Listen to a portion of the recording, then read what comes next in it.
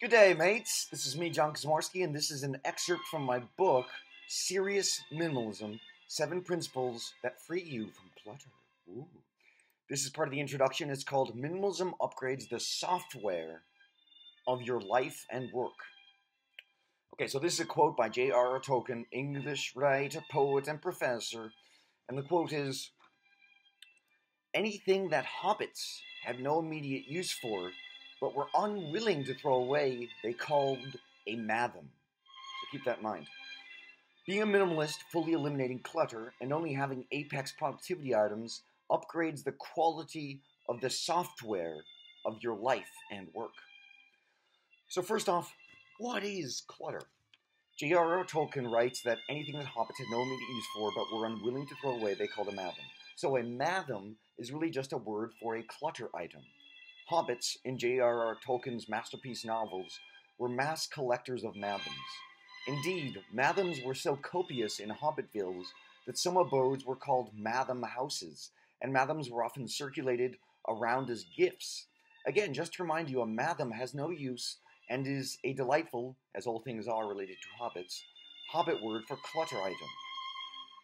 Everyone, save the supreme minimalist, has a matham or two, or 200 or more, tucked away somewhere in the creases and folds of their stuff. Most people sadly and putridly live in matham houses, decorated and cluttered with infectious mathams. Personally, I find that disgusting and have experienced the decrease in energy and focus of failing to live in matham houses. Thus, in its most euphemistically delightful and simplified definition, clutter is a hodgepodge amalgam of mathams mixed in with possibly useful items, but the whole amorphous mass feels more like a bog sludge than anything of use. And before I continue with the post here, I have a couple mathams. This is an agate rock crystal. It's supposed to have good yin-yang balance, and it's good for protection. And these are my watches, time. These aren't mathams because I use these. Just like I use my body and my voice. And once you get to a serious state of minimalism, you realize that your body itself requires so much maintenance.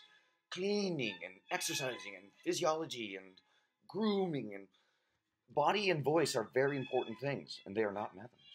So moving on. I have worked a lot with computers and software programming. Your life software is composed by the focuses, distractions, and information you perceive through your 5 senses. When you have considerably less clutter, something fascinating occurs. You begin to experience the world with a more attuned ear. You witness similarities and starkly bold differences between the places to which you've traveled.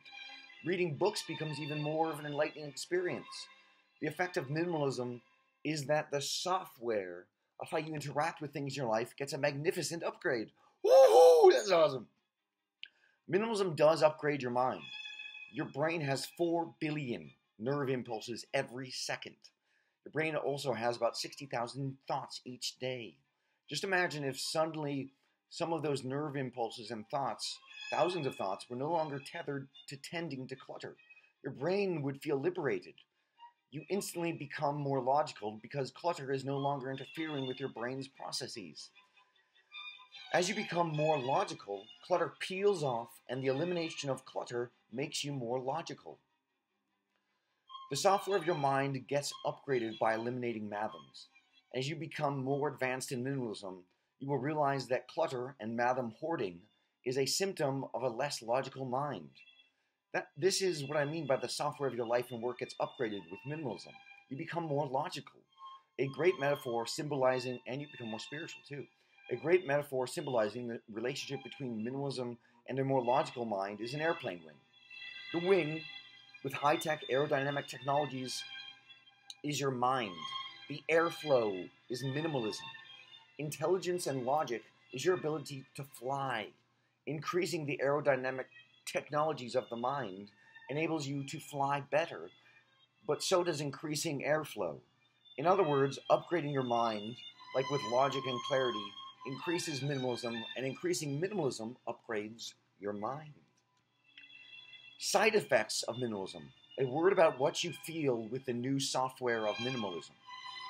This subsection debriefs you on the very real and potential physiological side effects of having minimalism. You may possibly feel any or all of these symptoms.